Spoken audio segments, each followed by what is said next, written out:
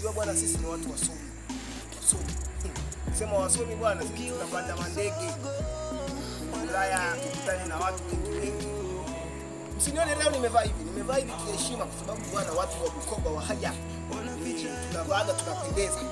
Sisi ni watu wa kutupia. Hii miwani yangu kidogo nimenunua gharama kwa sababu ni msomi. Msomi. Unajua wa haya sisi wasomi. Nashukuru sana kwa wale washakia mimi wa hai wenzangu. Hai. Hatujambo. Wazima.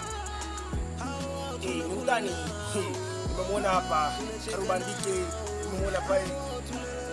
Wao wanaanza kuwa usikasirike, ni mtani huu. Wewe usikasirike.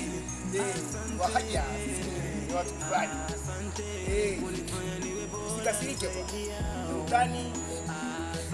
Na ndugu zetu wale ambao walisema kwamba tusile vitu vichafu. Lazima tuamue tule vitu safi. Tuache kula machafu.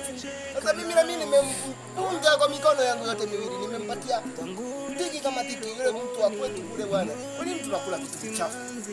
Tuamue kula vitu safi. Eti bwana. Bwana kwa mtu mkubwa bwana, mimi siwezi kukutaja. Lazima tule vitu safi. Lengo letu pia bwana, tunawakumbusha Watanzania wenzetu. Mama yetu alitupatia mradi wa kuzunguka. Tupandeni miti. Inatuletea afya, inatuletea vitu vingi. Sio kama kwetu kule Bukoba kuna mjini kila kona. Tunakula vitu safi. Sasa nyinyi mnang'ang'ana kwamba eti mnang'ang'ana mara nyama ndio nini? Mboga za majani zinakuwa nzuri tu. Kila siku tunakula tunapata afya. Unaona wazee kule zamani wanaishi mpaka leo. Lakini wengine mnang'ang'ana nyama gani? Mnakufa mapema, mnashindwa kufanya mambo yenu. Kila wakati nyinyi mnafikiria starehe. Fanyeni kazi.